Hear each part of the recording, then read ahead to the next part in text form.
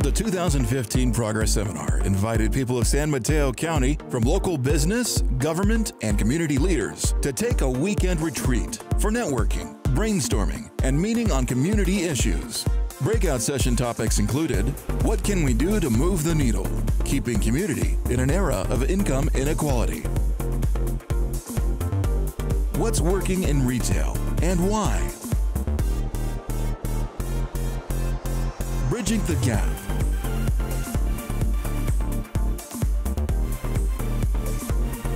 Transportation, big and small, moving toward the future. California, we need to talk. California Water Crisis Group Exercise. And now, on to the 2015 Progress Seminar.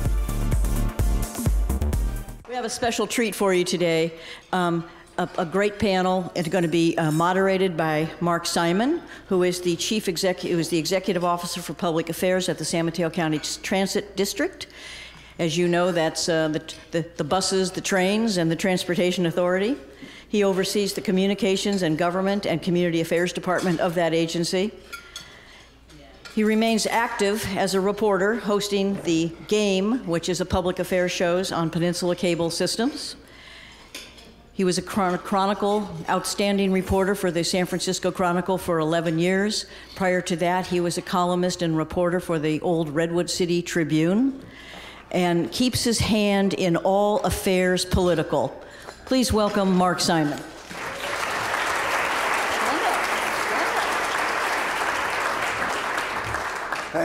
Thank you. Good morning. I guess I had a little too much fun last night at the disco. It's a pleasure to be here. I really want to especially thank Roseanne, Carol, and Amy Buckmaster for putting on such a wonderful weekend. I think this was an outstanding Progress Seminar. You know, now, yes.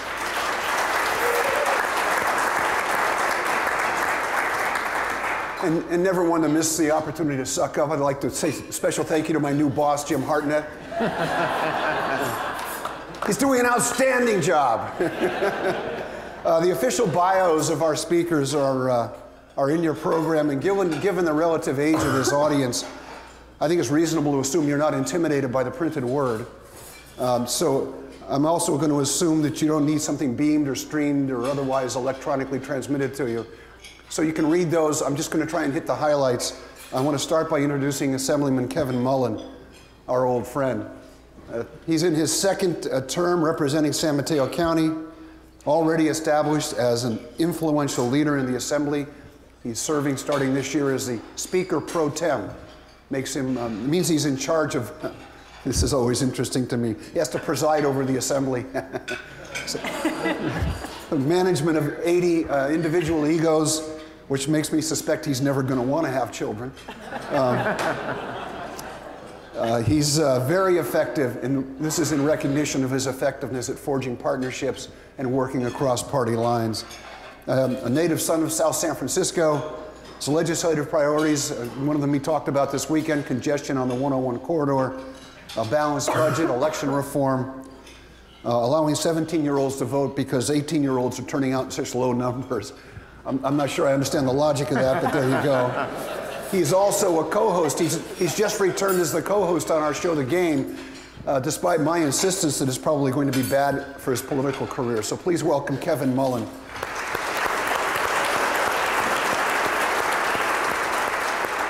We're particularly delighted to have our next guest, Assemblywoman Kristin Olsen, who is representing San Joaquin and Stanislaus counties, a proud native of Modesto.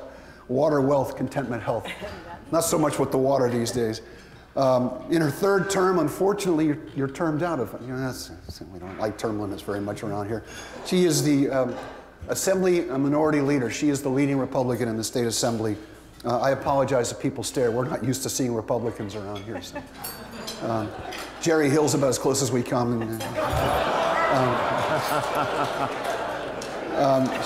She is considered she's considered a rising star in the Republican Party. In many ways, a lot of optimism that she's the face of a new attitude and a new tone from the Republican Party that can help them regain some of the stature that they held for many years in the state. She's well known as someone who works effectively and substantively across the broad range of issues and across party lines. She's working on several issues: CEQA reform, reform of the legislature. I don't know why that's necessary. Open government, zero-based budgeting, reducing from 40 to 20 the number of bills a legislator can introduce. They introduced 2,300 this year. I imagine we'll fix every problem. Of course, this being the modern era, the issue for which she's best known is advocating the legality of electric skateboards. She is the first mother of young children elected to leadership of either party in the history of the legislature. And I should tell you that two of her children are here. Sophie, say hello, Sophie, and Grady.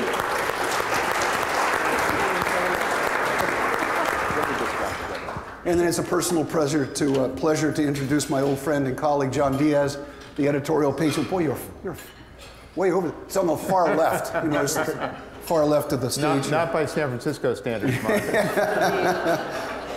John is the editorial page editor of the San Francisco Chronicle, the voice of the newspaper that we once called the voice of the West a long time ago. He's been in that position since 1996. Still also writes a weekly column. He's led through his editorial pages several meaningful campaigns: financial privacy, reform of the state's foster care oversight system, one that I know the legislators are particularly interested in. He was one of the first to seize on legislators who, rather than vote yes or no, simply didn't show up for the vote. Taking a walk, he called it. His is a voice that is reasoned and reasonable, which is unique in San Francisco. My mother once said, if you turn the country on its side, everything loose fell to San Francisco. So he also has to weigh in on really critical issues such as whether or not all the nude guys in San Francisco should be required to put a towel down before they sit down at a restaurant. He went to Humboldt State before that place became the epicenter of California's largest cash crop. In all seriousness, he's thoughtful, he's smart, he's caring, he's doing an outstanding job. Please welcome John Diaz. Thank you, Mark. Our topic today is bipartisanship. Why is it working in Sacramento and not in Washington, D.C.? And by the way, if things slow down, we're going to play the drums later. I like these things. I love the question because it assumes it's working in Sacramento. And of course, it may be working because how big is the bipartisanship? So I'd like to start by asking each of you, and start with you, Kristin. Is it working in Sacramento? Or what's the atmosphere? Is it more collegial? And is there reduced emphasis on what you're going to run for next? I was up there a few years ago when term limits started, and was talking to a freshman from Southern California. I asked him what he wanted to do while he was up there. And he named a list of committees he wanted to get on because he could raise money for a state senate run. And I realized I had phrased the question the wrong way. I should have said, what do you hope to accomplish while you're up here? But that ship had kind of sailed by then. So anyway, is it working in Sacramento? Is bipartisanship working? Yeah. Is my mic working? It is? Okay, great. So I think there are many examples in Sacramento of when it does work. Certainly it doesn't work all the time. We have two parties for a reason, Democrats and Republicans, that dominate the legislature. And so we'll always have areas of disagreement. But I think there are a number of areas over the last several years, last year in particular, where we achieved wide bipartisanship, whether it was the water bond, the rainy day fund. This year, I anticipate having significant bipartisanship on higher education, funding, as well as accessibility and quality of the future of our institutions. So there are a number of instances where it has worked on a wide bipartisan basis, but there are also a number of instances where on individual bills where the subject matter varies, you'll find quite a few Democrats and quite a few Republicans coming together and voting to pass those bills through the process. Those are the ones that maybe don't get quite as much attention, but there are instances where we're able to convince a few on each side that it's the right thing to do, and sort of the middle walks forward together. I think it's for a number of reasons, and I'm sure we'll get into that as the questions go on, but it is, I believe, very different from what we see in DC. I get as fed up as everyone I talk to in neighborhoods about the lack, or at least the perceived lack, of ability to get anything done in Washington. And yet, I also know what we see is through the eyes of the media. You know, we're not back there on a day-to-day basis, and I'm continually reminded that the House last year passed over 300 bills on a bipartisan basis, and then they got stopped in the Senate due to extreme partisanship there. So I think there are a number of different reasons why we have greater bipartisan success in California. I think open primaries has something to do with it. I think the new 12-year term limits may have something to do with it. But I also think that a number of us make a very intentional effort toward building relationships. And at its core, politics is a business of relationships. And if you take the time to build those relationships within your own party, but also across the aisle, we'll have so much more success in moving important policies forward that are good for all of the different regions of our state. Kevin, your thoughts? Well, just on Kristin's last point about relationship building, it absolutely is a relationships business. I was elected in 2012, which was the first class that was elected in this new term limits era where you can serve up to 12 years in one house. Many of my colleagues have expressed at least the interest to serve the entire duration in the Assembly so that Assembly can become sort of rebuild institutional memory and be sort of the house of stability in Sacramento, which is usually what the Senate claims. But there's also an interesting dynamic going on here, and Kristin talked about the legislative accomplishments, Prop 1 and 2, big bipartisan accomplishments, not just on the margins, but in the main on big issues. So and that was my first term up there, to be able to see that in practice. I do think there's a new era happening. But on day-to-day things, you know, bipartisanship, I guess, is a little easier when you have what is essentially one-party rule. I mean, the Democrats run the House, run the Assembly, run the Senate, but I'm always mindful of the fact that, you know, we don't have a supermajority anymore in either house. There will be those votes that we need to cultivate colleagues on the Republican side. But so much of this is tone and a concerted effort, as Susan mentioned, and I've seen this in my side, in my caucus, to cultivate particular members of the Republican caucus that we think we can work with over time. So there's no question that's going on. In terms of the relationship with DC, there's no question that DC is much more dysfunctional than Sacramento. But we also don't have 24/7 news cycle, the cable channels, where they really treat politics like a sporting contest. We lost many of our media bureaus out of the Capitol. We've got John and the Chronicle and the SACB, and LA Times to a certain extent cover state politics, but we actually fly a little bit under the radar, which is not necessarily a great thing for public awareness of what we're doing, but it actually sort of depoliticizes, if you will, the conversation. Whereas in DC, it's about who won the news cycle. I mean, the presidential contest is going to be covered like the Super Bowl without the Doritos commercials. I mean, it's basically a game. It's a contest that gets covered in the national media, and we, I think, are somewhat removed from that. Although it would be refreshing to have one of these candidates start answering questions the way Marshawn Lynch did. John. Well, let me start by saying that the two members of the Assembly on the stage here are definitely really examples of two serious-minded legislators who do take bipartisanship seriously and transparency seriously.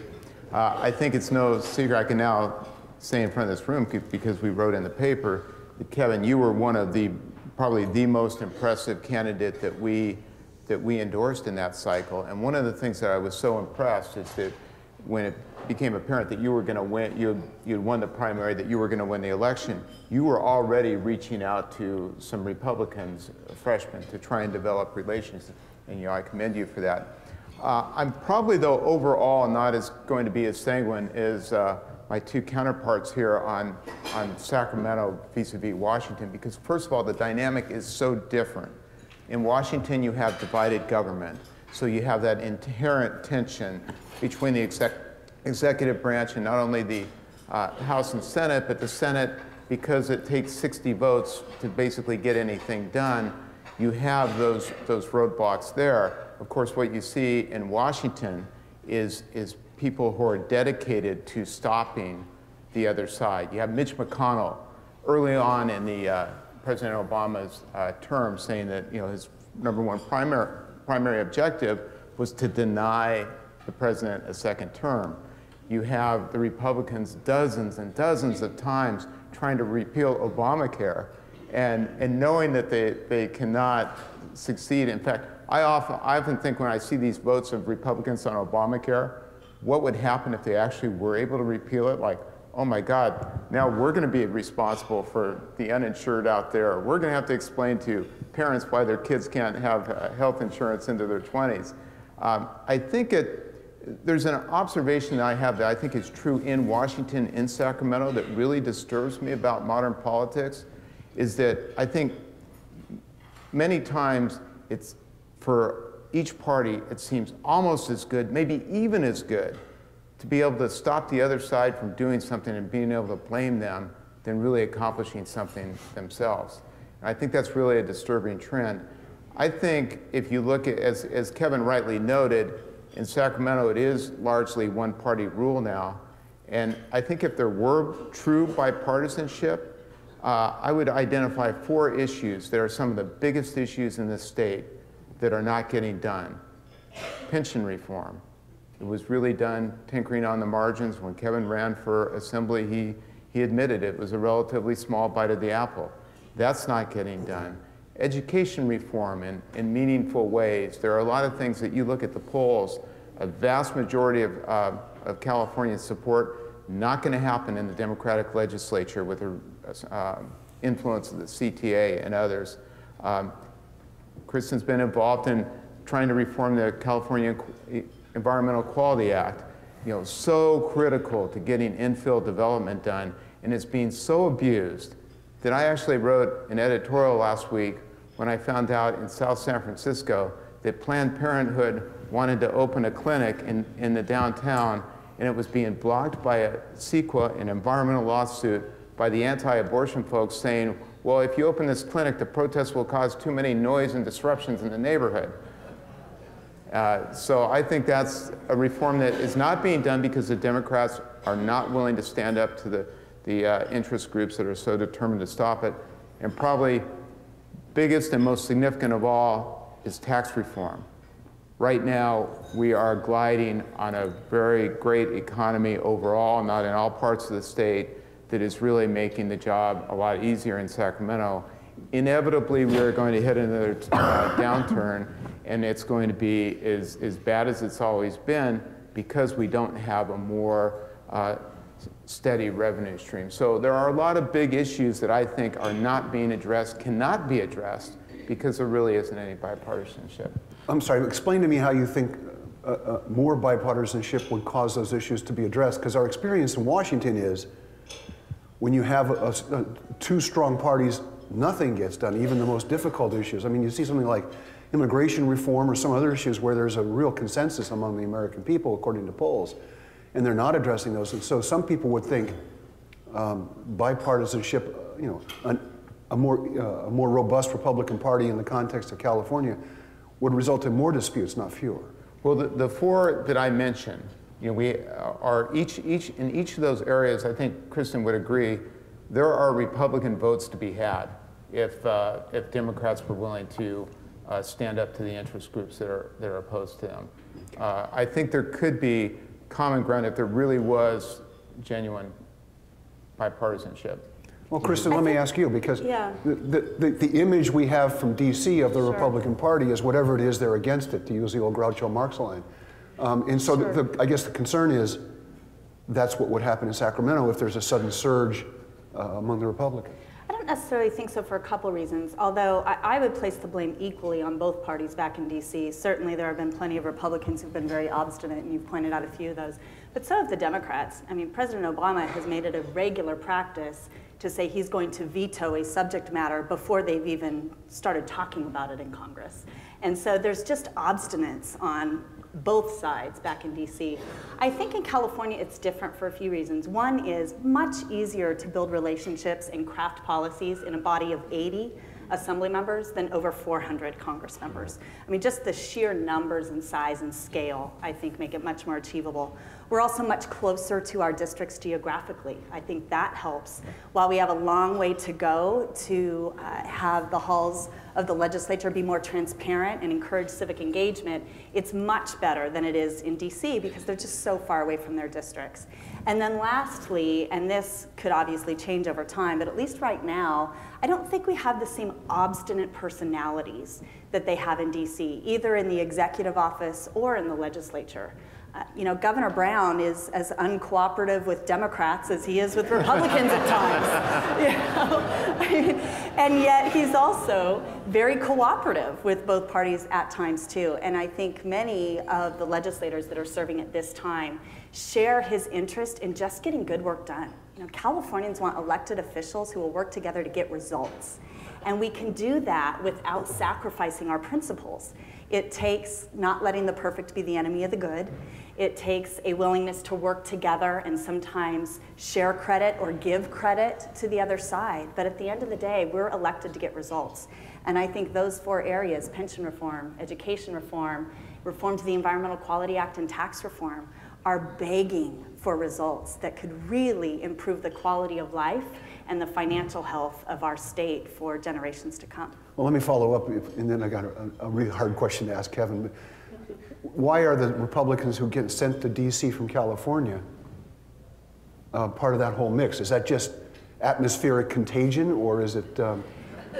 Yeah, I ask myself the same thing over and over again. There are glimpses of when that's not the case. Congressman Jeff Denham, I don't know how many of you have met him before. He's the congressman from my area. Mm-hmm. He has been very bipartisan in his work in Congress, has taken some hits for it occasionally within his own party. David Valadao, much the same way in the southern part of the valley. So there are examples of Republicans from California who are trying to bring people together to move important policies forward. But there's no denying the fact that even now it seems to be more rare than commonplace. And I think it's up to all of us working within our own spheres of influence to encourage Republicans and Democrats alike to work in a much more bipartisan manner. It can be hard to do. I mean, I've had my head on a stick on the John and Ken radio show or whatever that is down south. And while that's not fun, I actually think that is kind of fun. Most people in politics hate that kind of stuff. But when that happens, it's up to those of us who want to see more of that more courageous work done to stand by those elected officials and say, we'll defend you publicly because this is what we need more of in our state. Kevin, what about John's list of, you know, you're in the leadership now. When are we going to get on those 4 reforms he's talking about? Right. So CEQA reform is crying out for reform. The issue is not so much environmental, it's the labor community uses CEQA as a hook to try to ensure project labor agreements to make sure projects get built by organized labor.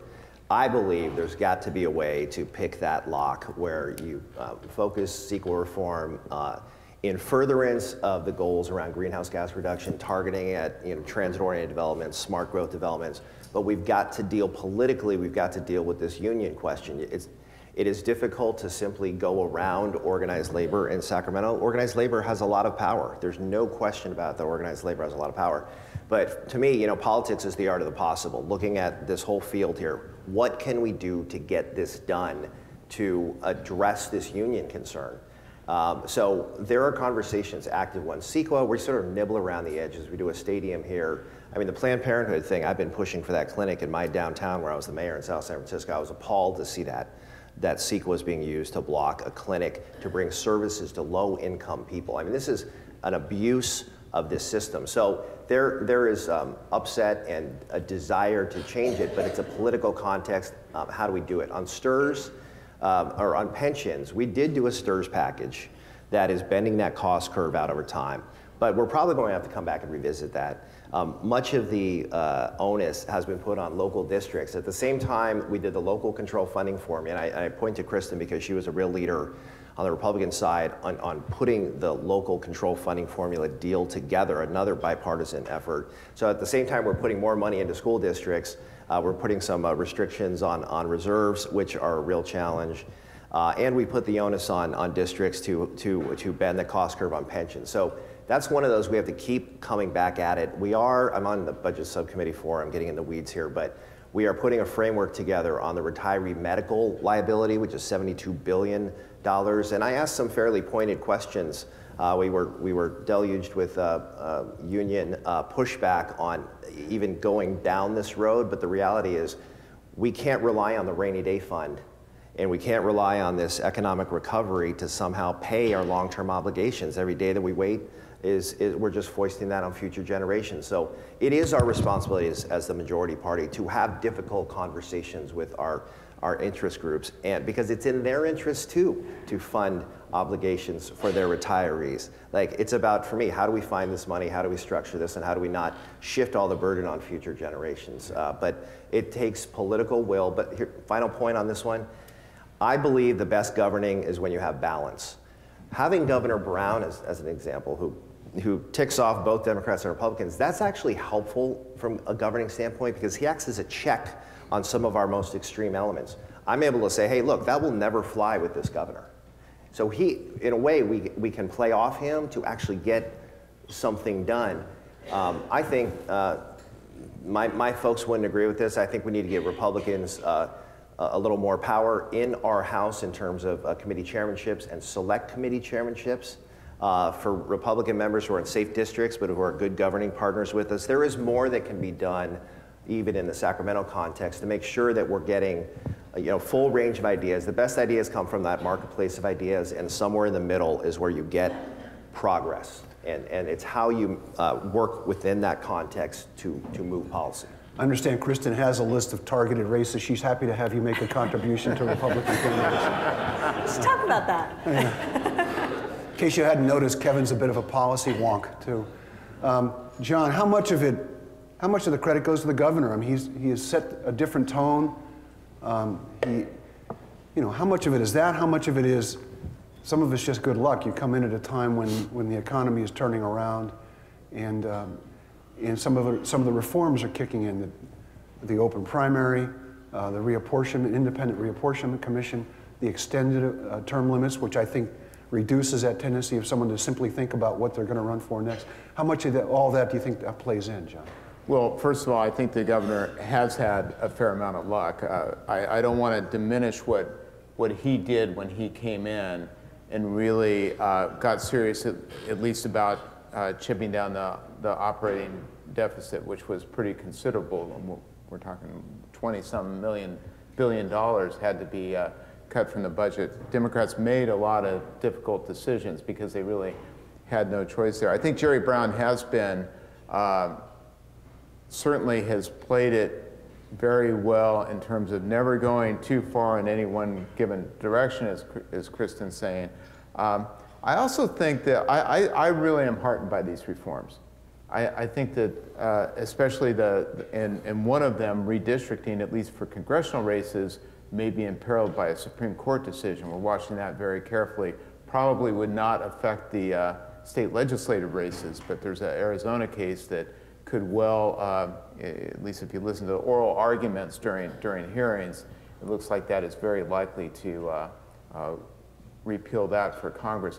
But I think of races like, regardless of where you're at on the race, I think Mark Levine is an example of someone who probably would not have been elected pre-reforms because he was basically running against the choice of the Assembly leadership. I think that's healthy. I think that has aided things, but you just cannot underestimate the difference between the revenue that is flowing. I don't think anyone here would argue that there was any public policy out of the legislature that brought this remarkable boom that we're enjoying right now in California. Let me ask John and Kristin, do you have any anecdotes about working with Jerry Brown?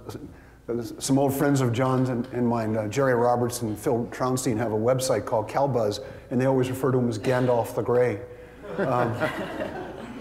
And so you hear stories about how there isn't a lot of interaction between him and the legislature. Is there? And do you have any? And if so, do you have any stories about what he's like to work with when you've been in a meeting with him, Kristin?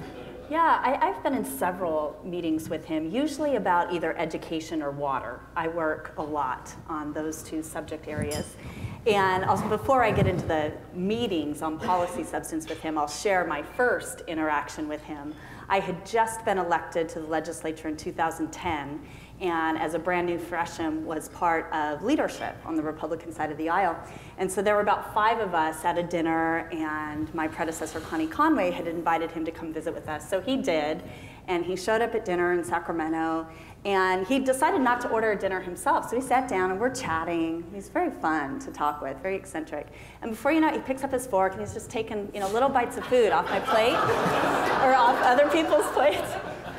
And it's one of the things that's so odd, but so charming about Governor Jerry Brown. And that was my first experience in a small setting with the governor, and I think it was disarming in many ways too. It made him seem much more approachable. I've never thought of doing that to charm people. No, see, maybe that's the Modestin in me. But since that time, I have had several interactions with him. Like I said, usually on education or water. I have found him to be a good listener. And he'll sit back and listen. He'll engage in the issues. But I usually find at the higher level, and he leaves really the substantive back and forth negotiations on the policies to the people in his staff. But we've been able to make some headway with him. I mean, hearing many of his statements on water over the last couple of weeks, I would love to have that kind of Democrat leadership in the legislature. Somebody focused on, we have got to get projects to increase water supply out of bureaucracy and into construction. I mean, every area of California depends on that. So, we've disagreed plenty of times, but we've found areas in which we can work together with as well. Local control funding formula was a great example where we worked very closely together. Kevin. So I would say in limited political coverage of Sacramento, the governor sort of eclipses us in a way. I mean, we have to continually figure out ways to remind him that we're a co-equal branch of government and we have a say in this process.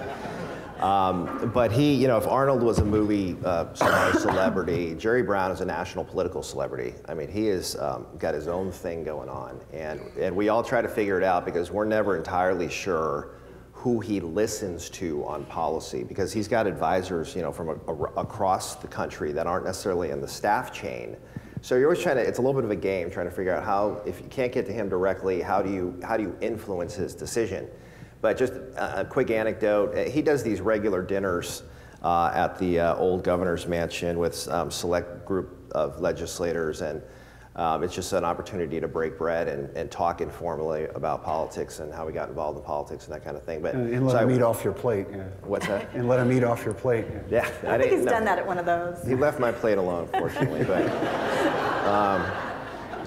But the first time I met him as a legislator, I was going to go hit him on, not literally, but figuratively, on redevelopment, how he took away redevelopment agencies, which as a local official is this tremendous tool on affordable housing. We have an affordable housing crisis, infrastructure issues. He took that tool away, and it's like one of the few things I've gotten like really, really angry about, because he hasn't been able to come up with any kind of a backfill for that. So local governments are left without this policy, right? So I'm ready to go up to him and like really, hey, why and how and what are we gonna, He said, Mullin, yeah. So I'm from San Mateo County, and I tried to get him to focus on redevelopment, and he's like, where'd you go to school?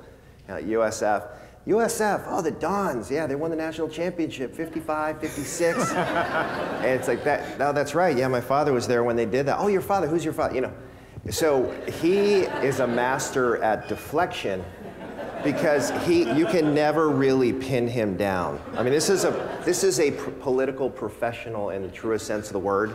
So it's fun to just observe how the craft of politics, but suffice it to say, I didn't get my point across. And life goes on. Now, John, you see him in a different setting when he comes in to talk to the editorial board. What's he like then?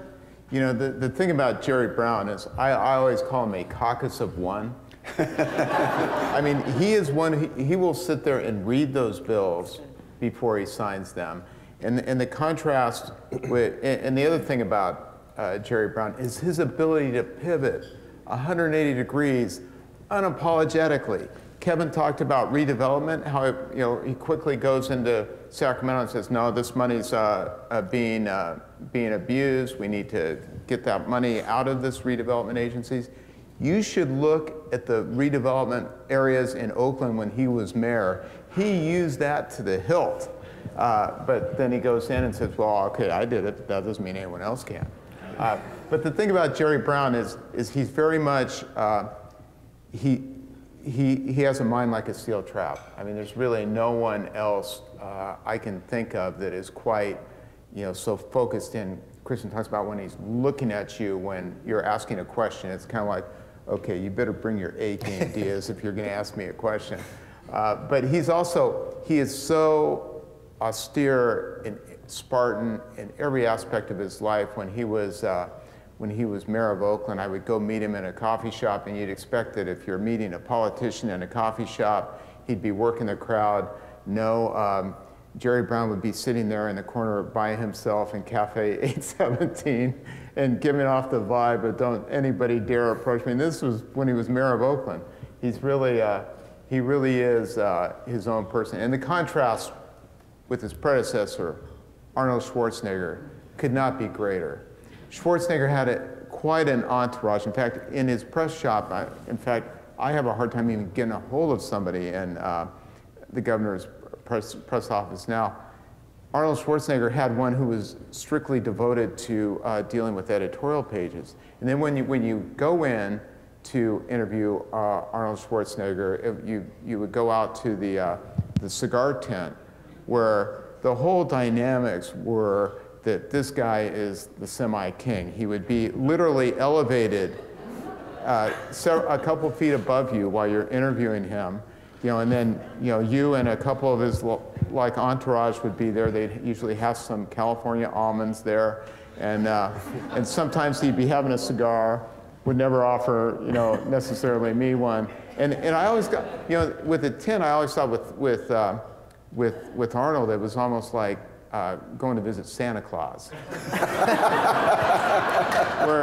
Whereas if you go interview Jerry Brown, you're lucky to sit down on a picnic table. That's true. And I think it goes with Jerry Brown. It goes beyond just the theatrics or cosmetic appeal. I think that's how he is.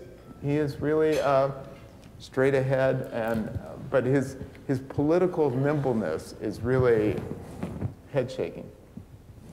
We've had a discussion about the value of having an improved stature for the Republican Party. Let's talk about that a little bit. I think we'll get to you last on this question. John, what do you think the Republicans in California have to do? I think they haven't won a statewide office in 2 cycles now. The numbers are staggering. The Republicans haven't had control of the legislature, except for one brief period, for like 60 years. And the numbers are lower. There are many cities, and especially in the Bay Area, where decline to state outnumbers Republicans by a substantial amount.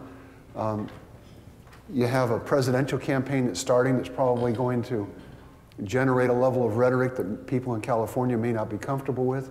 Republicans at the national level in Congress are in very good shape. What would it take for Republicans to gain ground here in California? A couple things, Mark. I think one, bringing in some candidates who can reach across lines would be really critical. Kristin has certainly shown her ability. I think of people like Catherine Baker in the East Bay, whom we endorsed, a very appealing candidate in terms of for a moderate district like that. I mean, the fundamental problem for the Republicans is 2 demographic groups that are so critical to getting elected in California. Latinos, a lot of that tracing back to 1994 and Prop 187, where the Republicans basically at that point and since then have positioned themselves as adversaries of the fastest growing demographic group in California. Not good political strategy. and certainly with women, the Republican Party has had a great problem. And the other thing that I think hurt the Republicans, I think this could, in California, in the statewide, and could be a cautionary tale for Republican obstructionists in Washington, is for so many years you had the Republicans in Sacramento basically saying no to everything, adhering to no tax pledges, not really playing ball on any level. And what did that bring them? The state got a drop in credit rating, furloughs of state workers, IOUs to contractors, tax refunds delayed, student aid delayed, and the Republicans, because of their position, took a lot of the blame for that, rightly or wrongly. And I think that added to the whole, their inability to appeal to idealism. I always think that I have a premise in politics, especially on the national level, that the party that can appeal to idealism is the party that's going to win. That can appeal to the best parts of people. I think Barack Obama showed that very profoundly. I think Ronald Reagan showed that. When he ran for president both times, which was the candidate of ideals? It was Reagan. Kennedy, of course, for generations inspired people into public service. And I don't see a lot of idealism, frankly, in either party right now, but particularly in the Republicans, which I think could help. Yeah. Kevin. Just on John's last point, I mean, I think that's absolutely right. Elections are about the future. Elections are aspirational. Even when you talk about issues like the middle class and so forth, you need to be very careful on the messaging because people aspire to rise in society, and an optimistic tone always, in my opinion, carries the day. A candidate pool, somebody like Kristin to my right would have statewide appeals as far as I'm concerned, but I don't want to lose her from the legislature, but she's being termed out of a function of the old term limits law when, by the way, under the old term limits law, the length of service for an assembly member was 3.5 years. That's like about the length of service of an NFL running back. I mean, basically, you were in and you were out and you were moving on, and then these longer terms really, I think, have a chance at least to be transformative. But it's about appeal, and demographics absolutely matter. What I'm interested in is this juxtaposition of what's going on in California versus nationally. I mean, I think California Republicans have sort of an albatross of like the national Tea Party folks and the national media.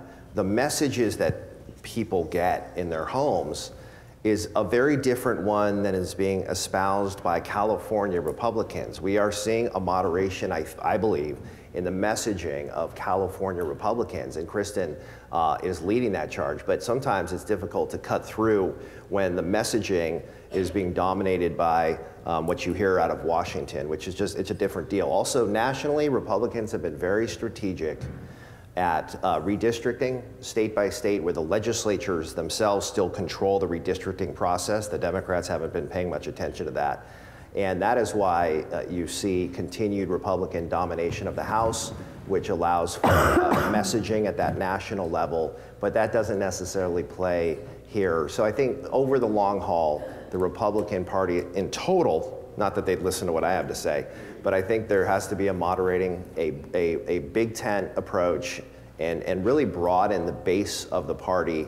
And big time elections like the 2016 presidential contest is an opportunity because, we all know who our Democratic nominee is going to be, but we don't know who the Republican nominee is going to be. So there's actually, there's high risk, high reward in how that campaign plays out, because the voters form opinions based on what they see from the national media. I believe John's efforts notwithstanding, just in terms of images of parties, I think that's going to be pretty critical. I think this is a pretty good example of how to tee a question up for somebody. Yeah. Let me add, we're really glad you're here to have a chance to talk about these issues. You know what? This is a group of people who are more focused on what works than whose idea it is. And so this is a great chance to talk about the value of something like a more vibrant Republican Party to an audience that may be largely Democratic, but as I said, is more policy oriented. I want to read a quote from an LA Times story after the Republicans succeeded in blocking the supermajorities, which was, it gives you an idea of how much you struggle to win. That was seen as a big win, that you're outnumbered but not nearly as badly as you were.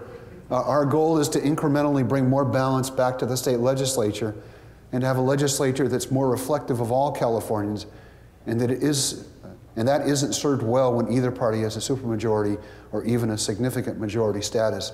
I think what John and Kevin were talking about to some degree is the image of the Republican Party is not interested in something that a lot of people feel they identify with as part of their lives. And obviously, turning your back effectively on the largest rising single group of demographics, probably not the best strategy. So now is your chance to recruit some Republicans for the party. Great. I love recruiting. Anyway, no, first I want to say I am delighted to be here. Thank you for the invitation. I think we need more panels like this focused on bipartisanship and how to achieve results across the state. And any group that has disco parties is a group that I want to get to know. So very fun. But I'd start by saying I agree with everything that's been said so far as it relates to the challenges and the opportunities that the Republican Party has. The first step to solving any challenge is acknowledging we have a problem to begin with. And I think for so long, Republicans didn't believe we had a problem. And we most certainly do. And I think while not all Republicans agree with that, many more do than in the past. And it's something that my caucus in particular, as Assembly Republicans, is working very hard at overcoming. Before I address the plan to overcome that and where I think we can achieve better numbers than we have in the past, I first want to talk a little bit more about the context in which we're working in. One thing that's important to point out that often isn't in the news media is that both parties are dropping in registration. And while Republicans in California are much lower in registration than Democrats are, they're dropping at fairly even rates as the decline to state population is growing pretty rapidly. And so clearly there's a frustration among voters in general with both parties. And I think a lot of that has to do with the national context and tone that's set, where it doesn't seem that they're working together to move things forward. Another thing I would point out that in California at the local level, there's actually a plurality of Republicans serving in city councils, county supervisors, school districts, even in Democrat stronghold areas in Sacramento. And so we see that as opportunity. In fact, on county boards of supervisors, we have over 50% of the seats as Republicans. And on city councils, I want to say it's around 43, 45%, but it's higher than Democrat city council members. So it shows there's opportunity there. It shows the challenge is the label, that R can be the kiss of death in some areas of the state. Two other pieces I would point out in terms of context that are changing, where the environment is changing. Women in the state assembly, we have a higher percentage of women serving in the Assembly Republican caucus this year than in the Assembly Democrat caucus. Now, I want to see more women serving in the legislature overall, and we have a lot of work to do there because our numbers are dropping and we need to have more balance in between voices and perspectives. But the ratio of women serving in Republican state office is growing, and I think that's a positive trend for us. And then lastly, as both John and Kevin pointed to, we do struggle to have our own voices heard amid the national context of voices. And so while that's difficult, and some say, well, there's really nothing we can do to rebrand the party in California, it's all determined at a national level, I think that that's irresponsible and lazy. Because certainly we can try to do what we can to reshape images and perceptions of the party, at least within our own communities and our own state. It's up to us to try. And so the plan moving forward, my #1 goal as Republican leader is to unify our caucus and unify our party around core principles that will re-energize the state of California.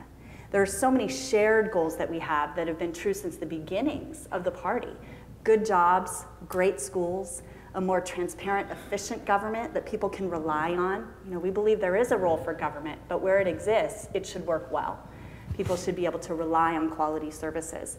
And those are the areas that we're really working on introducing substantive policies on and the messaging around those areas, instead of letting fringe policies maybe that divide people instead of unify people become the dominant voice. And I think that those are principles, again, good jobs, great schools, transparent, efficient government, that over time can unify all Californians regardless of party, regardless of geography, regardless of background and ethnicity or socioeconomic status. So that's a key piece of our goal in moving forward. We also have to demonstrate leadership. We have to demonstrate that we're the party of results, not the party of no. And in the past, as I think John pointed out previously, before I was serving in the legislature, I mean, all we ever heard about is Republicans might as well sit on the Assembly or Senate floor and just hit the no button all day, because that's all we ever heard them do. We have to get away from that, and we have to be much more proactive about driving policy solutions that we know will revitalize the quality of life and the economic opportunities for people in this state. And so that's what we're really focusing on doing, is become much more proactive on driving policy ideas. And then, as Martin Luther King said, molding consensus around those ideals instead of just chasing opportunities day in and day out. And then lastly, it has everything to do with messaging. We could be introducing policies in the halls of the state capitol all day long. If nobody knows what we're doing, we're never going to make any headway. And so we're working on getting out of the political subculture, out of Sacramento, out of the halls of the legislature, and deep into areas, into neighborhoods all over the state, where first and foremost, we're just sitting back and listening. Listening to people's struggles, listening to challenges, demonstrating that we're people just like them. Moms, dads, business owners, workers, who want to be able to not just live in California, but prosper in California. And then take back their ideas, take back their challenges, and move those into policies that can help people achieve their dreams. And so we're working on spending time in East LA, San Francisco, Humboldt. We have to get out of just spending our time in Modesto or Sonora or Orange County, where we're preaching to the choir. And that's how, over time, I believe we'll unify more people, young people, women, Latinos, Asian Americans, older Americans, all people around these core ideals that will ultimately achieve greater balance in the state legislature, and therefore a healthier state for all of us who continue to live here and want to see greater investment in this state. This is a group yesterday at lunchtime that saw the clip of Rick Perry. So when you ticked off your 3 priorities, we were really glad you got all 3 of them. I am on medication, as you can tell from my persistent coughing, so I'm glad it did. Well, maybe that helps. John. Just when you look at the longer term outlook here, there's always a tendency when you see a trend to assume that trend is going to go on forever. And right now the trend has been Democratic in California. But it was not so long ago that when I was in Washington in the 80s, when Republicans were looking at the electoral map and the way it was shifting to the west and talking about a permanent majority, assuming that they would, they were going, and mind you, it wasn't so long ago that Nancy Pelosi was in our editorial board talking about a permanent majority for the Democrats, that they were going to control the House for as far as the eye could see. Of course, neither of those happened. I think for the Republicans, there are opportunities. I think particularly with the Latino vote, there are many elements of Latino culture that are conservative. Certainly the religion element is there, the sort of entrepreneurial spirit, and I think if you're not seen as vilifying Latinos, there's a real opportunity for Republicans there. And as we've seen, the Republicans don't even need to get to 50% to win an election on Latinos. Arnold Schwarzenegger was in the 40% range, and that won for him. George W. Bush in Texas was in the 40% range, and that was huge for him.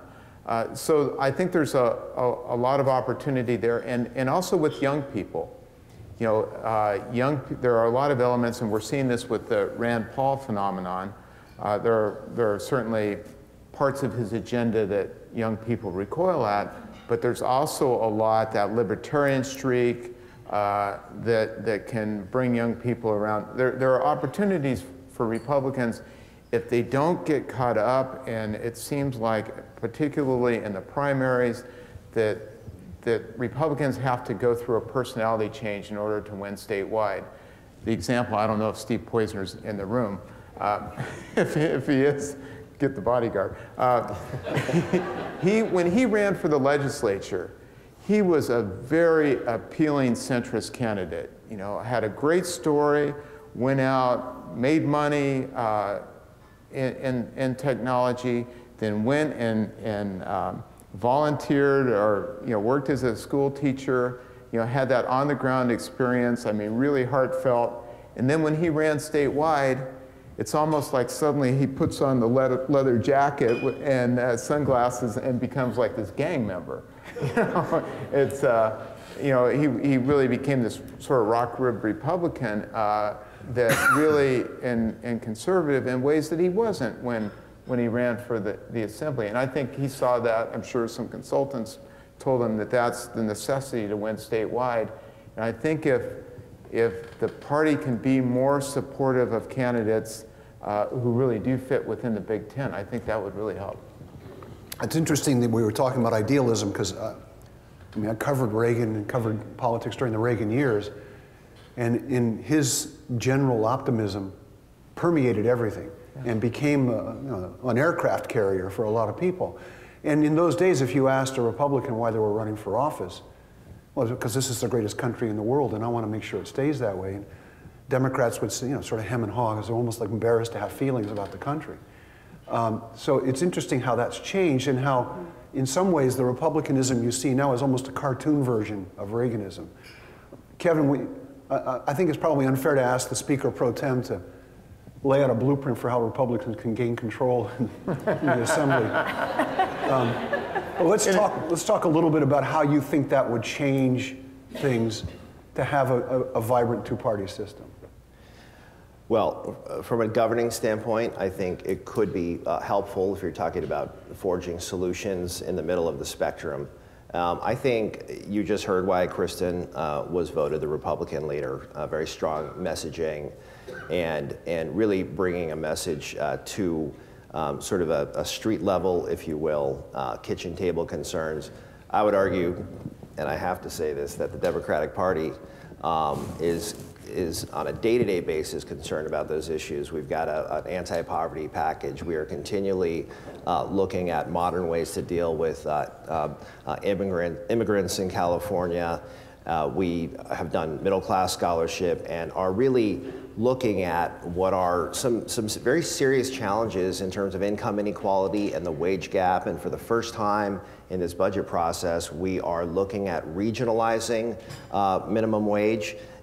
Those of us who come from the Bay Area, this is sort of an old story, but funding formulas out of DC and often out of Sacramento don't take into account the cost of living. The cost of living is out of control in San Mateo County when it comes to housing and a whole range of issues. And workers are not keeping up, okay? But we are actually in a position as the majority party to move policy. The biggest challenge for us is to get the governor to embrace it. But to your central question, Mark, I mean, I think in terms of the Republican approach going forward, just selfishly, we need more folks like Kristin as governing partners. Rocky Chavez is an assemblyman who's now decided to run for the United States Senate. And it will be very interesting to see how his campaign appeals across the board. I think Kamala Harris still wins that race, but it'll be interesting to see one of my colleagues running for the United States Senate from the Republican side. But I'm sad to lose him because he and I have been working together on some early childhood education issues. It's an issue he cares about. So selfishly, again, I'm now going to lose a Republican that I could establish governing rapport with. But I understand, ambition is ambition. But I think the more that the Republican Party can broaden its message, we on the Democratic side will have to double down on our appeal on basic economic issues. And really, this is about, how do we share the prosperity in California? That's what this gets down to. We've got biotech, we've got high tech in our area that is driving the economic recovery. It's driving the budget surplus, but obviously not everyone is sharing in that prosperity. But when you use phrases like trickle down, you get in trouble. It's not about trickling down. It's about, can the entire state of California, Kristin's area, others, benefit from the economic wealth that's being generated and benefit from an innovation economy that I know Kristin cares about as well, but one that also takes into account the role of agriculture and legacy industries. So we've got our work cut out for us. We're on this roller coaster ride up, but the party's going to end here. And we have such a volatile tax structure that we really need to deal with some of the underlying issues, both Democrats and Republicans, because it affects us all. When we have a next recession, and it will come, the rainy day fund is not enough to bail us out. It will help, but we really need to reform our tax structure. We need to do some kind of a grand bargain. You know, they talk about the grand bargain on the federal level with entitlements and taxes. And unfortunately, I was hopeful that a Democratic president could, with a Republican Congress, could come to a deal on entitlements and taxes and set us on a better trajectory. We need to do that on the state level with regard to our long-term obligations, but also our highly volatile tax structure that's overly dependent and reliant on wealthy, and look at the sales tax on services, which I'm sure most of the people here would not support. But we have to look at these very difficult things if we care about putting the state on a better trajectory. But those kinds of things require a moderate Republican Party interested in solutions, and a moderated Democratic Party also interested in finding some solutions in the middle of the spectrum. It's always funny to hear you talking about a rainy day fund when all of us are praying for rain. John, we touched a little bit, and I want to go back to it just for a second or two on what I think of are the three key reforms. I better remember all three. Expand the term limits to 12 years so that Kevin, for example, can stay in one house and doesn't have to scramble. 6 years is a very short time, 8 years in the state Senate.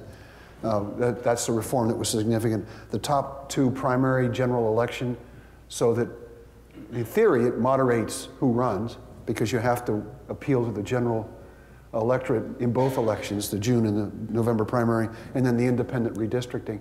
How important do you think those are in terms of how things are changing in California's legislature? Well, I think all of them, each has been significant, and certainly as an editorial page, we supported all three.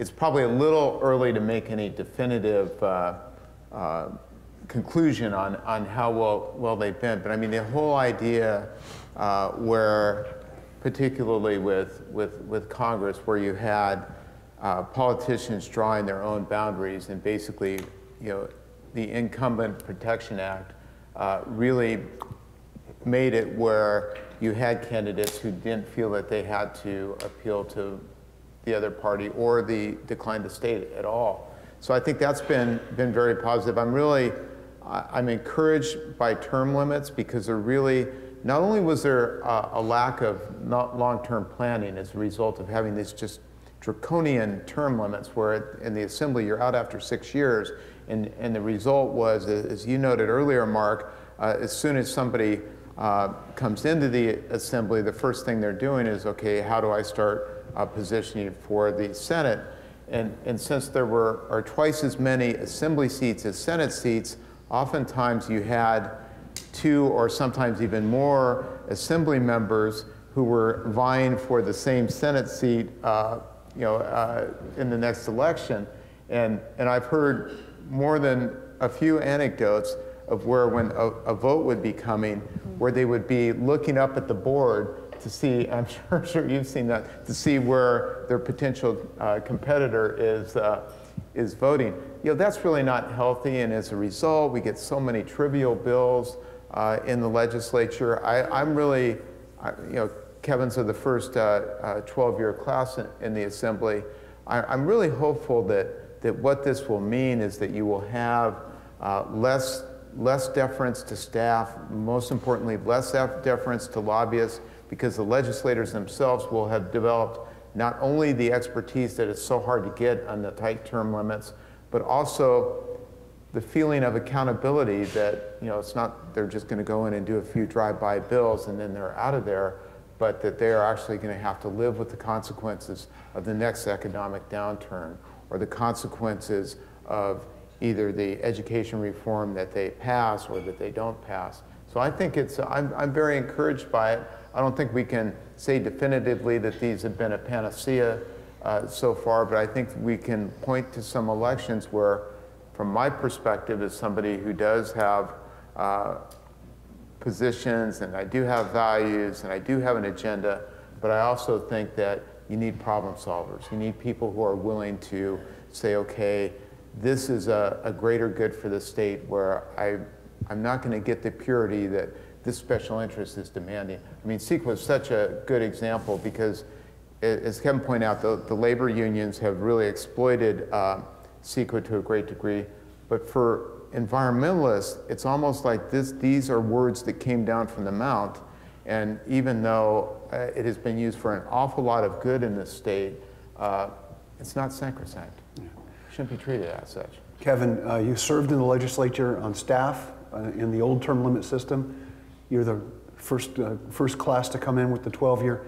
How are things different in your perception in terms of collegiality, in terms of cooperation, in terms of all those issues? Well, the collegiality and cooperation is most certainly on the rise, but John made the point about staff, and Kristin can talk a little bit about this too. I've been in politics for a while. I really had no idea, well, a couple things, how powerful the speakership is and how powerful the speaker's staff is in really driving the flow of events. But also when you have bills going through committee, you have committee consultants who are lifers, you know, folks who've been there 20 years, who know the topic better than any of us, including the chairperson of the committee. So I will often have to go in and sort of, you know, kiss the ring of the chair and make sure that the chair is okay. But I hear a lot of, well, you know, we've got concerns with the committee consultant. It's like, well, wait a minute, you're the elected official, you're the chairman of the committee. I've been elected by my constituents in San Mateo County. The committee consultant hasn't. Now, I have great respect for staff because I was a staffer, and I have great respect for the not only institutional knowledge, but the expertise in the policy area.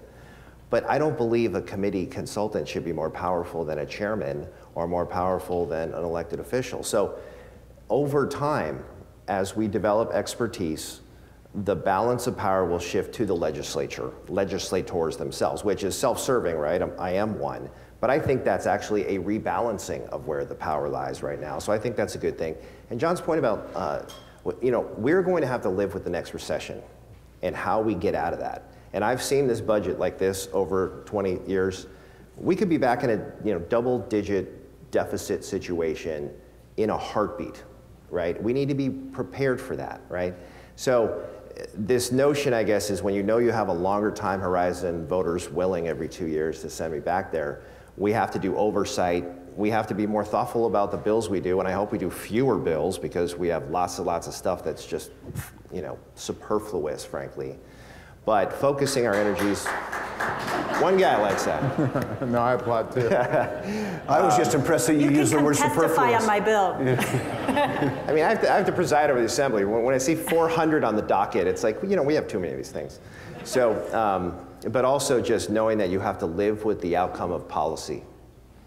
And we're going to have to clean this up if we don't get it right. So let's get it right the first time.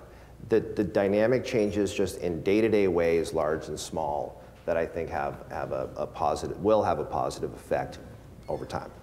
So Kristin, you were there, and you got elected under the old term limits. You've been there during the transition to the new ones. I think we're all sort of sorry that you can't stay longer, but what's your sense of how the House has changed in just that brief period of time?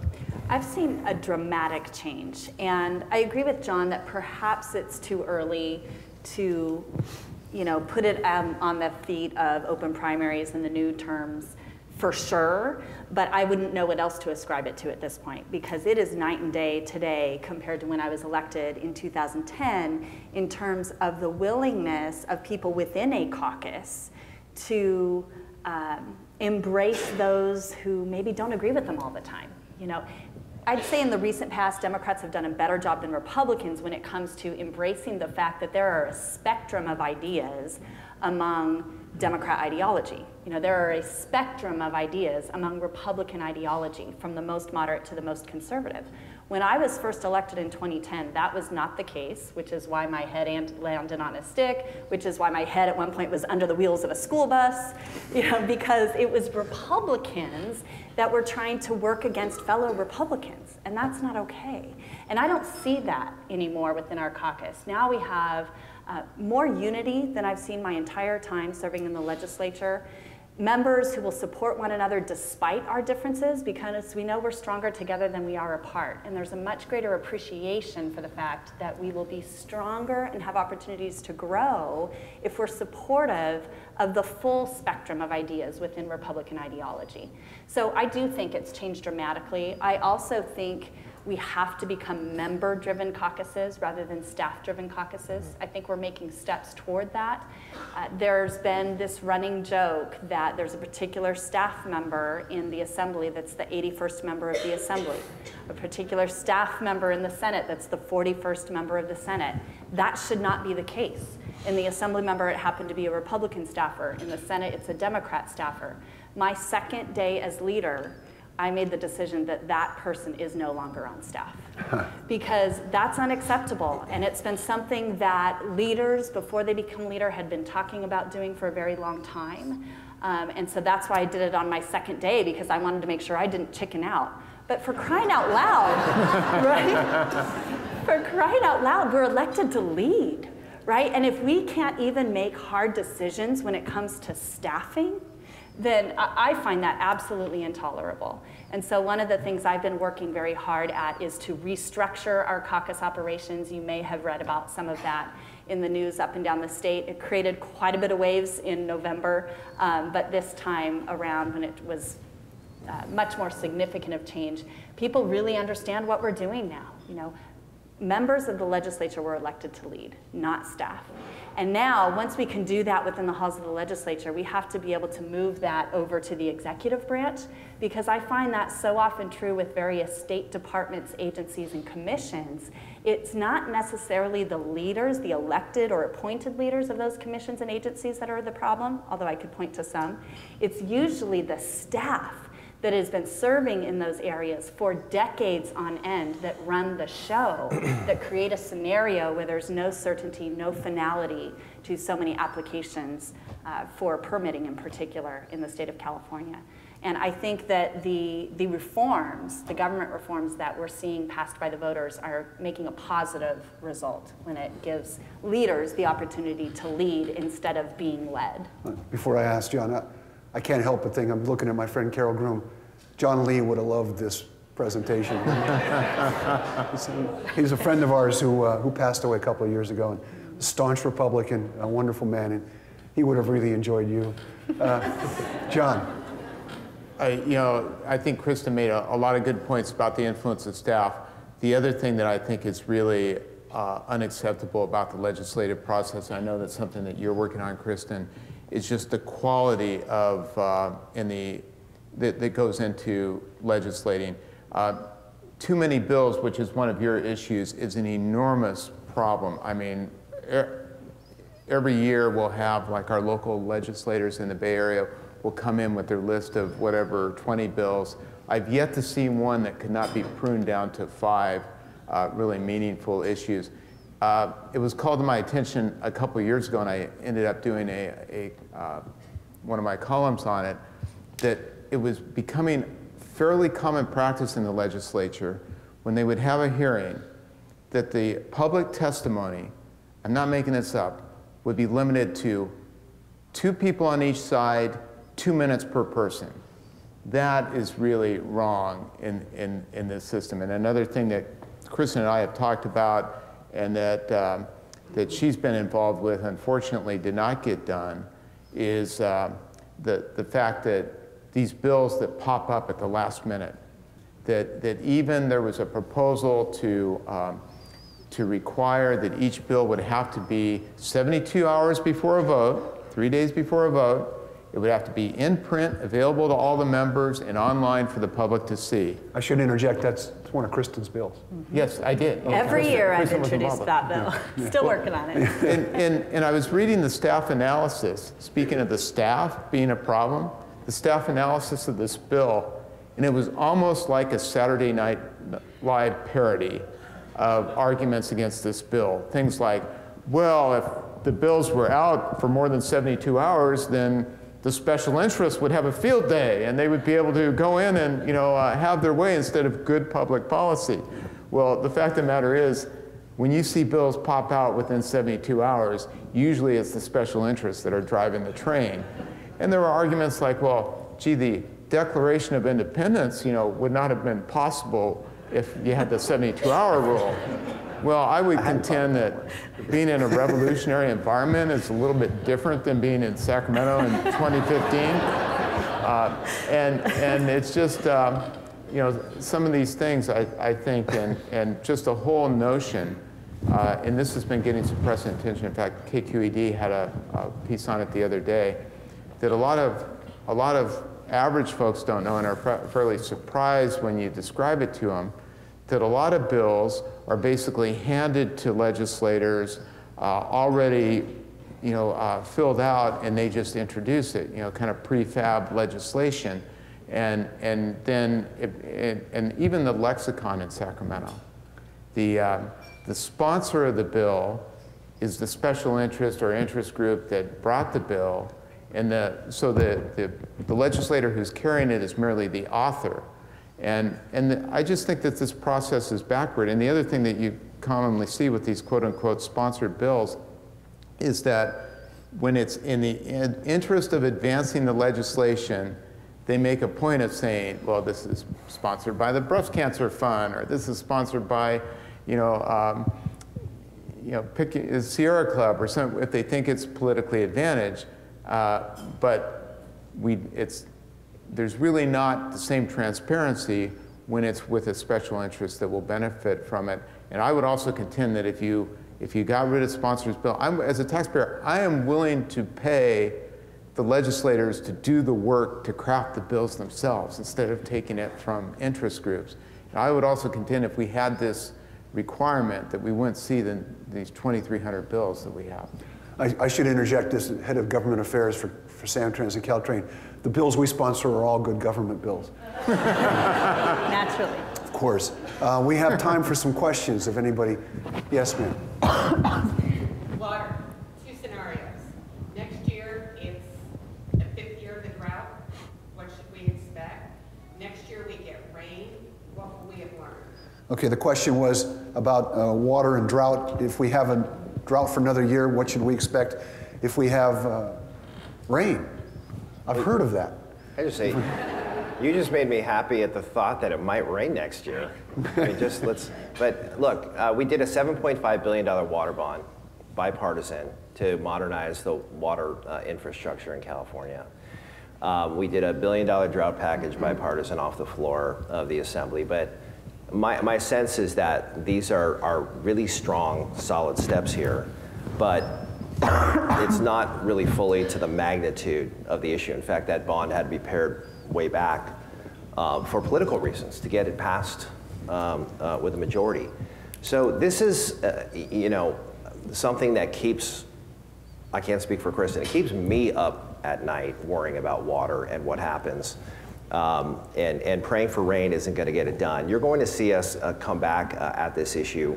But people like to throw Hail Mary passes on this, that desalinization is going to save us. Well, desal may be part of the equation, but one desal plant can cost over $1 billion and undermine all of our greenhouse gas reductions, for example.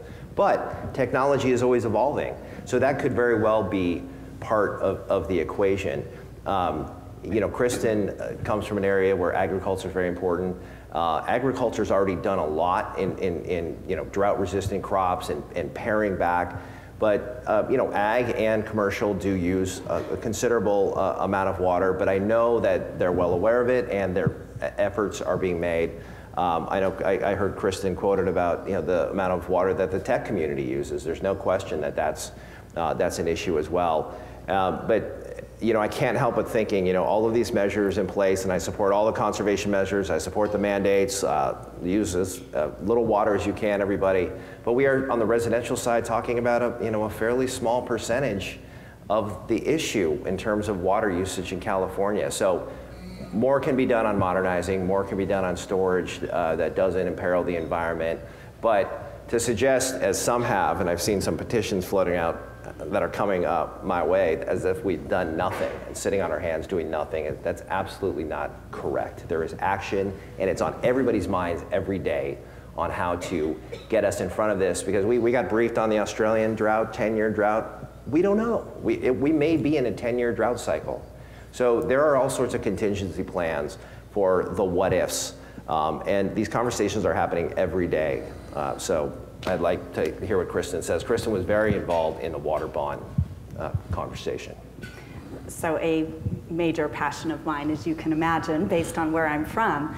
But I would say, I'll take the first part of your question first, is what if we don't have water next year? I think we will all see much more significant cutbacks than what we've even seen already. You know, the 25% on average cutback that the governor's executive order has called for will grow much more.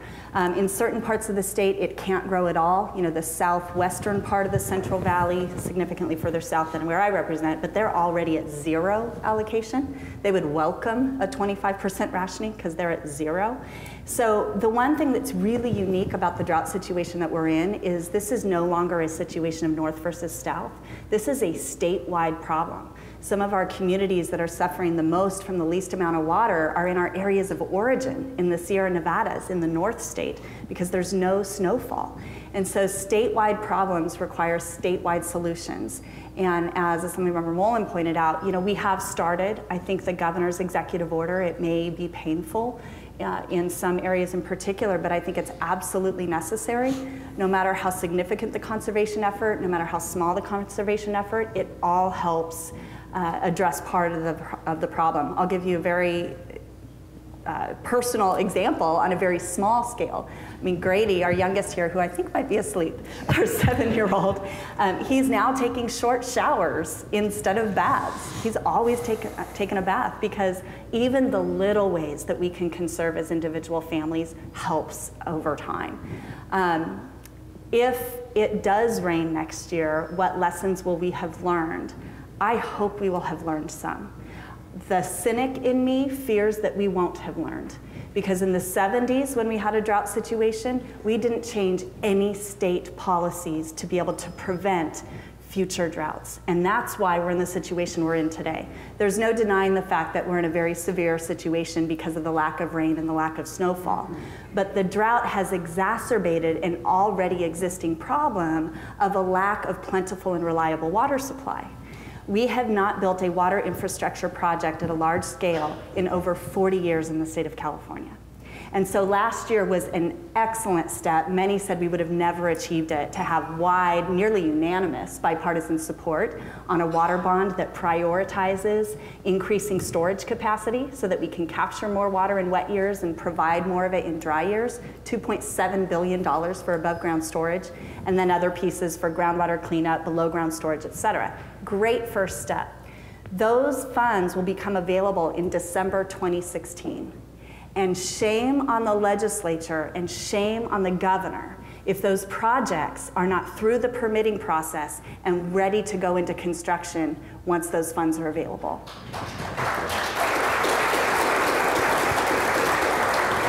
And my fear is, you know, and this has to be true with water storage, desalination, recycling projects. We have to get much more quick and much more innovative when it comes to increasing water supply and delivering it to all of the communities who desperately need it. But I'll tell you, 2 weeks ago, we had a bill up that would expedite the construction of the storage projects. Didn't waive the California Environmental Quality Act by any means, but it streamlined it in the exact same way that the legislature did on a bipartisan vote for the Kings Arena and for Farmers Football Stadium in Los Angeles, which is no longer going to move forward for other reasons. Exact same language, and it was killed by the Natural Resources Committee in a year where we have no water. And so we're going back to the committee. We've asked for reconsideration on April 27th. And it's a frustrating situation because it's one of those bills that if we could get to the assembly floor, I think we'd have a really good chance of passing it on a bipartisan vote. But we just can't get it through the committee that is stacked with special interests related to CEQA that have nothing to do with the original intent of CEQA. So we'll keep trying. We need all your voices, because the last example I'll share that Kevin alluded to that demonstrates what a statewide problem this is. It takes 1 gallon of water to produce 1 computer chip. And I would die without computer chips. I don't know what I'd do without my phone, my laptop, et cetera. But it also takes 1 gallon of water to produce 5 almonds, 0.96 gallons of water to produce an orange. And we would all literally die if we can't produce food. We need water for urban purposes, for rural purposes, for the economic health of our state today, and for the economic growth opportunities for our state long into the future. And we need all of you, every single one of your voices, demanding that the legislature work together to expedite projects that will increase supply so we can avoid this situation in the future. For those of you unfamiliar, Central Valley almonds is Central Valley State for Did almonds. I say almonds? Yeah, you did. Or as they put it, the people who grow them call them almonds. The people who eat them call them almonds. Yes, sir. First, I want to thank you both. To the Assembly members and to Mr. Diaz, I think you're all great communicators, and I really appreciate that. And I must say the almonds thing. A man told me once that, well, the reason they call it that is because they have to shake the L out of them and get them off the tree. It's a wonderful. I'm glad you said it. Thank you. But the point is, communication, bipartisanship. What do you do on a daily basis? I'm speaking to the Assembly members on a daily basis to make sure you're grasping the perspectives across the spectrum of your constituents. Okay, the question for those who couldn't hear, what do you do sort of day in, day out? It's fine to have sort of ideals that you're aspiring to, but what do you do day in, day out to make sure you understand and grasp the issues that are affecting the state? It's a big state. Yes. Kevin. Well, I thought it was in the context of bipartisanship, but just in terms of how I get, okay.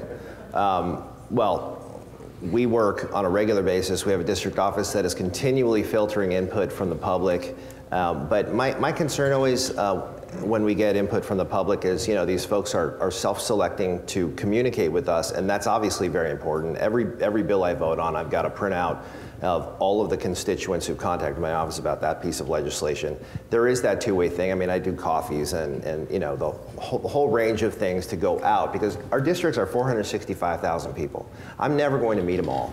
There's something to be said for having only 80 assembly members. Kristin was talking about it's more personal, you build relationships, and I don't think adding more politicians would ever pass the ballot, but the districts are pretty big. A Senate district is almost 1 million people. There definitely is, even though we're closer to home and it's an hour and a half for me to get home from Sacramento, I feel somewhat removed just because of the size of the district. As somebody who came off a city council where you could reach a lot of folks on a very personal level. So we continually make an effort to personalize this, get out to as many folks as I can. But I'm always mindful, though, that I represent constituents who don't bother to communicate with an assembly member, and I want to have some sense of what they might be thinking. But ultimately, you take all of this into account, and you were hired to make a decision that is reflective of my district as best I can, but is also a reflection of my values and my experience, because I was hired to do that job in a representative form of government. So that's kind of, I guess, sort of a textbook answer for you. But on the bipartisanship thing, just a really nuts and bolts kind of example. Kristin's the floor leader. I'm the speaker pro tem, so I preside. Kristin interacts with the speaker more than she would interact with me, but we interact with the Republican floor team. We have a Democratic floor team. We have sort of a pregame session, if you will, about just sort of how the day is going to operate. But there's always outreach to the Republican floor team to see if there are issues of concern that we can handle. I mean, these are our coworkers, right? We have a collegial, respectful working relationship. Now, there will be some things that come up that for political reasons and strategic reasons we might get surprised by, and that's just how it works. But the Republicans have been very good working with us in terms of just how to run the place. And our goal is efficient, with civility and making sure that all voices are heard. But the tone has been set, I think, which is a very constructive one, just in how and I'm just speaking really to the floor operations, not necessarily the committee work, but that's just my sense so far, at least this year.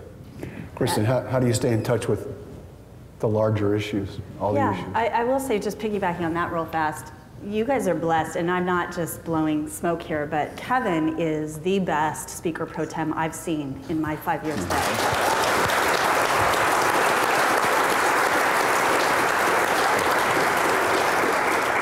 Does an excellent job running the floor. Well, of course, the question is how high is the bar? But fair enough. Fair enough. That's too funny. But on the bipartisan question, I'll start with that, and then I'll come to educating ourselves on the issues in a very large state. On the bipartisan issue, it really varies from one member to the other, but many of us work very hard to spend time with people in the other caucus, the Democrat caucus, on a regular basis. I had more time to do that before I was leader, although I still try to do it as often as I can. But there are some of us who would meet on a very regular basis, some of us almost daily, looking for opportunities in how we could work together. Now that would vary with who based on the issue that you're working on, but for example, in the Central Valley, Republicans and Democrats meet on a fairly regular basis to talk about issues that are unique to our region. And so it's all about relationship building, I think, that fosters and facilitates that bipartisan work. Kevin and I have met a few times. In fact, one of you said this when you were introducing Kevin. I think, John, you said it in your opening remarks. But Kevin, I will never forget this, when he was first elected in 2010, and it was swearing day on the Assembly floor, he was the very first one of the new members, Republicans or Democrats, the very first one of the new members who came up to me and said, hey, I'd heard good things about you. I look forward to sitting down with you and figuring out what we can work on together. Not everybody does that, but those are the types of attitudes and personalities that can foster those bipartisan working relationships. When it comes to educating myself on the key issues that affect our state, part of it was learning the fact that while we're one state, we're very unique regions. We have anywhere from 6 to 8 very unique regions with unique challenges and unique strengths and opportunities. And I think we'll be stronger as a state if instead of dividing those regions, if we are addressing the challenges of each region, capitalizing on the strengths of each region, and bringing them together. We will be so much stronger as a state economically. And so part of that is understanding the issues that are unique to each state. You know, I understand agriculture. I understand the challenges with income inequality. I've lived it for my entire life, born and raised in Modesto. I didn't have as much of an understanding of maybe the innovation economy, the tech community here in the Greater Bay Area, the bio-life industry down in the San Diego area, forestry up in the North State. And so I've made a very intentional effort to get out of Sacramento and go on tours of these various operations and industries, talk with the people who work in them, talk with the people who run them, so I can be better equipped to make informed decisions on policy when it comes before us. I'll give a very recent example because now as leader, I'm trying to move that approach into our whole caucus operation. And for our caucus advance this year, our policy advance or our policy retreat as some would call it, we got out of Sacramento and I took my entire caucus to the Silicon Valley in San Francisco to tour the innovation economy. Some very large established businesses like Google and some very early startup emerging industries as well. So we could understand what are their challenges, what are their strengths, what are the opportunities that they can provide to our state. And one of the things our caucus came back with is a much better understanding of how severe the housing crisis is in this state. You know, while we have a real issue when it comes to low-income affordable housing, we have arguably an even greater crisis when it comes to affordable market rate housing in many of our job centers, the Silicon Valley and San Francisco being one of those. And so there's a much greater interest in my caucus today on working together with our colleagues to try to find solutions to this problem because it has such an impact on our economic growth potential. And I think that's the value in these field trips, getting out of Sacramento and into industries, is we come back with a better awareness. Speaker Atkins and I went together about 4 weeks ago maybe on a water tour throughout the Central Valley, just the two of us. And she came back, I believe, with a much better understanding of the crisis we're facing as a state, but particularly in the Valley, where food banks have tripled. Food bank lines have tripled in the last 2 years because there's no jobs due to no water. And we all benefit as a state when we're getting out of our own districts and into others where we can have a better understanding of the needs and opportunities there. Let me turn the question on you, John, because you're expected to weigh in on almost everything from the Middle East to you know, what's happening down the street in San Francisco. How do you stay abreast of everything? Because you don't want to live in an ivory tower. You want to lead your community, but you also want to be reflective of it. Well, certainly when you work at at a newspaper like the Chronicle, you're exposed, the incoming is constant, and so there's no shortage. But I also think it's important to get out of the office and go out to talk with people where they're at about the issues that they're concerned with. And I actually, the way I kind of view it is that I'm on duty 24/7, whether I'm going to a neighborhood or whether I'm, listening to folks. I think it's, but it is an occupational hazard, I think, in journalism as in politics, that there are certain activists and interest groups that are very sophisticated at knowing how to get your ear, that you do have to make a conscious effort to reach out to folks. We've got time for one more question. Yes, sir. Excuse me, Dave Pine. It's murky back there. Great presentation. You talked a lot about the reporter reform, redistricting, open primaries, and the third one, I can't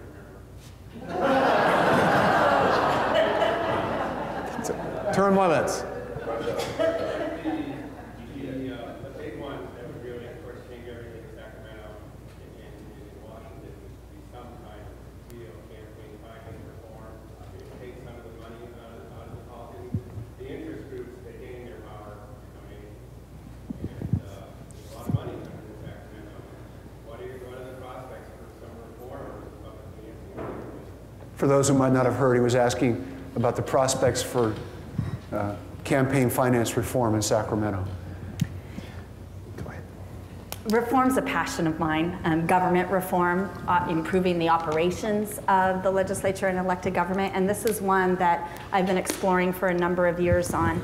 I have come to believe, and this isn't necessarily a very popular opinion, but I have come to believe that the only proper campaign finance reform is to lift all limits and require 24-hour disclosure of every dime of every dollar to a candidate.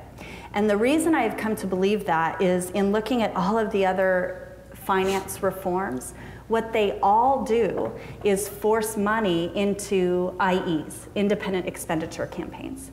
And the problem with the IE community is you don't know who to hold accountable for the messaging, because they're done completely separate from the candidate's campaign. And the candidate, first of all, doesn't know who's participating in the IE. Oftentimes you find out after the election's over, but doesn't know who's participating in the IE and has no control over the messages that they're putting out. And there are no limits on IEs. And so the opportunity with lifting the limits and requiring candidates to disclose all of the money in a very transparent, open way, and that is a reform I do think we need. I think we need to shed much more sunlight on who is giving to whom. But that way you know exactly who to hold accountable for the messages being put out, for the statements being said, because the only person accountable is the candidate or the political consultant, but ultimately we as candidates are responsible for what we allow or disallow our political consultants to do. So again, not a really popular position, but one that more and more Republicans and more Democrats are starting to grasp. Haven't moved forward with it yet. There's been a couple of Democrats and I who have talked about introducing something, but I think it would require a lot more educational forums among the public first, because I think if we were to immediately introduce that, I think the public would come unglued. But I do think it's really the only way you can start to hold people more accountable for what's done in politics. Kevin. I would agree with the disclosure piece of what Kristin was talking about. I mean, with technology, and we've been working on the Secretary of State's website, which is a real problem, but Alex Padilla is pushing that. But we need immediate disclosure using all the technology that we have as, the home of Silicon Valley to get information out as quickly as possible. But I'm pretty passionate about this issue. Citizens United decision was a disaster. The role of super PACs, we have, multi-billionaires driving the narrative in a presidential race. Money plays way too important a role in our national conversation, and you're going to see that play out in the extreme in this 2016 cycle. So that's the federal piece for a second. On the state level, I support the limits that we have in place. The byproduct, as Kristin is right to say, much money moves into these shadowy independent expenditure committees, and we've seen them operate outside the channel. I'm just not sure that lifting a limit would prevent that from happening. I think money would pour into candidates, but you'd still have money be pouring outside the control of the candidates, driving the conversation. So that gives me pause. I'm somebody who, I'm sort of on that other end. I'm pretty left on this one, which is I support full public financing of campaigns. Too much time, too much effort is spent on fundraising, period, and it plays too much of a role in our process. We as citizens have a role in our democracy, but it just doesn't poll well, right? People don't want to give money to a politician so they can run for office. And that goes to a deeper issue around public's distrust of politics and politicians, period. So you're talking about getting to some really problematic underlying issues in terms of how the public views politicians and views the political process. So we need to rebuild trust and sort of hit the reset button on the entire construct between how the public views politicians. But campaign finance is at the heart of it. But you're not going to see public financing unless we change public opinion. There's also another issue here, which is an interesting one. I'm a middle class guy. Okay, if I wanted to run for higher office someday, I have no choice but to raise a bunch of money from a lot of people. Hopefully small donations from millions of people if I ever wanted to run for higher office or statewide office. So I don't have the ability to self-finance. So we have wealthy candidates. If you have $20 million and you can write a check, you are now a viable United States Senate candidate, regardless of your experience. Now, the state doesn't have a history necessarily of electing those people. So that's sort of the counterweight. However, in terms of the field and what is open to you as a California political person, money is front and center in your consideration.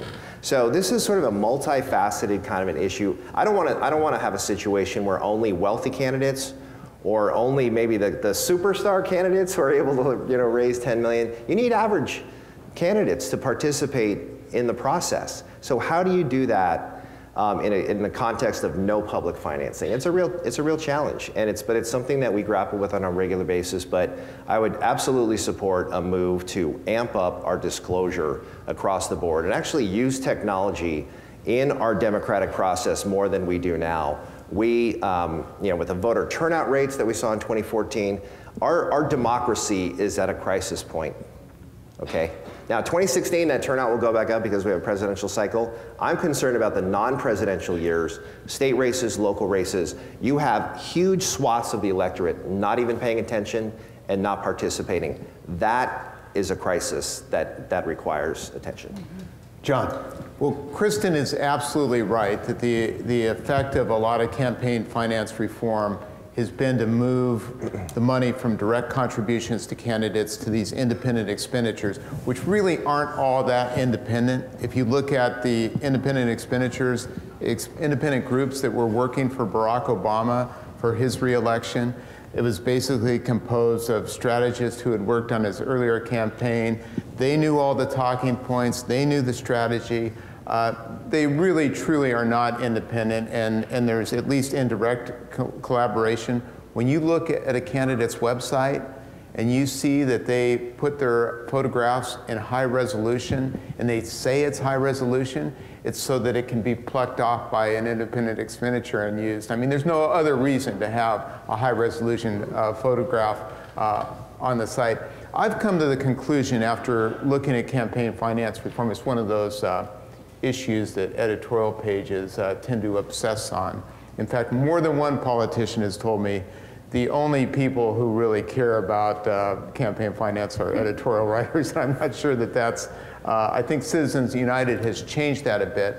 But here's the problem with the idea that if you just had unlimited donations and then you had disclosure or even public financing, is that as long as we have Supreme Court decisions that say that a wealthy candidate can spend unlimited amounts of money because that is their right as free speech, or or outside groups can spend as much money as they want because it is their right, it's free speech. Public financing is not going to work. Transparency is not going to work. I think what is needed, and this is a huge mountain to climb, but it's really critical to taking back our democracy, is we need a constitutional amendment that makes clear that the people of this country, for the purpose of being able to protect our democracy, have the right to limit the scope and amount of contributions to candidates. I don't know the exact wording, but I think if we do that, then you no longer can have wealthy candidates who can spend unlimited amounts of money, or the outside groups, because as long as we have these Supreme Court decisions standing, and there's no reason to believe that they would be repealed now that, especially with the precedent, I think we need the constitutional amendment. It's going to be a tall mountain to climb, but I think that's the only way that we're going to address this issue. So we've got, let's limit campaign contributions, what's publicly financed campaigns, and what's unlimited. I don't think we've reached consensus on this issue yet. We're just about done, but I got to ask you, we've just met you, and here you are leaving the scene. You're going to run for something else someday? Perhaps. We hope so.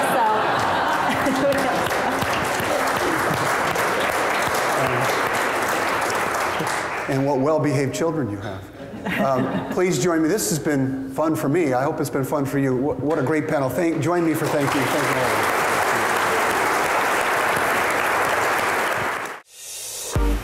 all. For more video on the 2015 Progress Seminar, go to www.penntv.tv/videos/specials/Progress Seminar.